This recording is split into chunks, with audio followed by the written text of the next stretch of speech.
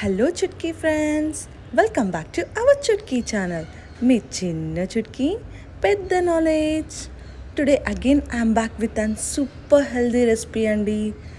అదేనండి పాలకూర.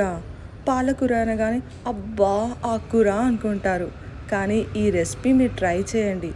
ఇష్టం లేని వాళ్ళు కూడా తప్పకుండా ట్రై చేస్తారు, మళ్ళీ మళ్ళీ తినాలనుకుంటారు. వేడి వేడి అన్నంలో కలుపుకొని తింటే ఉంటుంది చూడండి, ఎంత యమ్మీ అంటే అంత యమ్మీ ఉంటుంది. పిల్లలు కూడా తినేస్తారు. గ్రీన్గా సూపర్ టేస్టీగా ఉంటుంది ఫ్రెండ్స్. సో తప్పకుండా వీడియో చూసి మీరు కూడా ట్రై చేయండి ఈ సింపుల్ చుట్కీ రెసిపీని. ఇక్కడ నేను 5 కట్టల పాలకూర తీసుకున్నాను. కట్ చేయకముందే మంచిగా నీట్గా వాష్ చేసుకున్నాను. వాష్ చేసుకున్నాక దీన్ని చిన్న చిన్న పీసెస్గా కట్ చేశాను. దీనివల్ల కట్ చేయకముందు వాష్ చేయడం వల్ల దీంట్లో ఉన్న న్యూట్రియంట్స్ బయటికి వెళ్ళవు. నెక్స్ట్ 10 నుంచి 15 వెల్లుల్లి తీసుకున్నానండి. వెల్లుల్లి తీసుకొని కచ్చాపచ్చాగా దంచుకోండి. ఈ కర్రీలో పాలకూర ఎంత ఇంపార్టెంటో వెల్లుల్లి కూడా అంతే ఇంపార్టెంట్ ఫ్రెండ్స్. వెల్లుల్లి వల్ల కర్రీకి కూడా మంచి ఫ్లేవర్ అండ్ టేస్ట్ కూడా వస్తుంది. నెక్స్ట్ ఒక గిన్నె పెట్టుకొని దాంట్లో ఒక 2 స్పూన్స్ ఆయిల్ వేసుకోండి. ఈ కర్రీకి ఆయిల్ కూడా చాలా తక్కువ పడుతుంది. ఆయిల్ వేడయ్యాక 1 స్పూన్ ఆవాలు కొంచెం చిటపటలాడాక 1 స్పూన్ జీలకర్ర కూడా వేసుకోండి.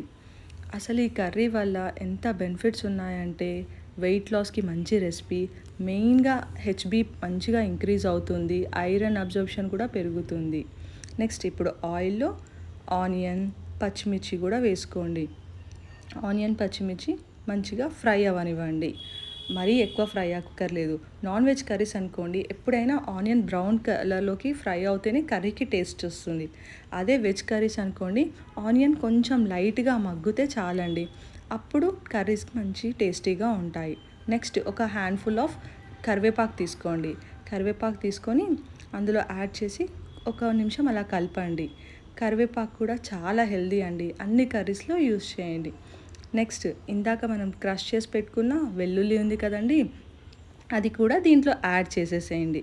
యాడ్ చేశాక కొంచెం పసుపు కూడా యాడ్ చేసి మంచిగా కలపండి కర్రీ మొత్తాన్ని. కలిపాక నెక్స్ట్ మనం ఇందాక కట్ చేసి పక్కకు పెట్టుకున్న పాలకూర ఉంది కదా, కొంచెం క్వాంటిటీ యాడ్ చేయండి. ఫ్రెండ్స్, మీరు ఇది యాడ్ చేసేటప్పుడు స్టవ్ సిమ్లో పెట్టండి. అప్పుడే మనం ఏదైతే ఆనియన్ అవన్నీ వేసామో ఓవర్ బాయిల్ అవ్వకుండా మాడిపోకుండా ఉంటుంది. నెక్స్ట్ మన మిగిలిపోయిన పాలకూరను కూడా పోర్షన్స్గా కంప్లీట్గా వేసేసేయండి. పాలకూరలో 1 స్పూన్ సాల్ట్ వేయండి. పాలకూరకి ఎక్కువ సాల్ట్ పట్టదండి, ఎందుకంటే ఆల్రెడీ కర్రీలోనే సాల్ట్ ఉంటుంది కాబట్టి మీరు 1.5 స్పూన్ సాల్ట్ వేసేసుకొని మంచిగా మిక్స్ చేయండి. మంచిగా మిక్స్ చేసేసుకొని దాన్ని స్టవ్ ఇందాక సిమ్లో పెట్టుకున్నాం కదండి, కొంచెం పెంచుకోండి. మీడియం టు హై ఫ్లేమ్లో పెట్టేసి మూత పెట్టేసుకోండి. మంచిగా మూత పెట్టుకున్నాక మంచిగా ఒక 5-10 మినిట్స్ బాయిల్ అవ్వనివ్వండి. మనం వాటర్ ఏం వేయక్కర్లేదు, అందులో నుంచే కర్రీలో నుంచే చూడండి ఎంత వాటర్ కంటెంట్ వచ్చిందో. ఈ వాటర్తోనే పాలకూర కర్రీ మొత్తం మంచిగా ఉడికిపోతుందండి. చాలామంది పాలకూర టమాటా తింటారు, కానీ అలా అస్సలు తినద్దండి. పాలకూర టమాటా చాలా అన్హెల్దీ. నెక్స్ట్ దీంట్లో 1 స్పూన్ ధనియాల పొడి కూడా వేస్తున్నాను. ధనియాల పొడితో కూడా మంచి ఫ్లేవర్ యాడ్ అవుతుంది కర్రీకి. దీంట్లో మనం యూజ్ చేసే ఇంగ్రీడియంట్స్ చాలా తక్కువ అండి. చూసారు కదా, ఇప్పటివరకు మనం ఆనియన్, పచ్చిమిర్చి, వెల్లుల్లి, ధనియాల పొడి, ఉప్పు తప్ప ఇంకా ఏమీ వాడలేదు. ధనియాల పొడి కూడా వేసేసాక మంచిగా కలిపి మూత పెట్టి మరో 5 మినిట్స్ మగ్గనివ్వండి. చూసారా ఫ్రెండ్స్, కర్రీ రెడీ అయిపోయింది. ఇది చాలా టేస్టీ ఉంటుందండి, పిల్లలకి కూడా పెట్టొచ్చు, రోటీ కానీ రైస్తో తినొచ్చు. ఇది వెరీ హెల్దీ డిష్ అండి. సో ఇంకా లేట్ ఎందుకు, వెంటనే ఈ హెల్దీ చుట్కీ రెసిపీని ట్రై చేయండి.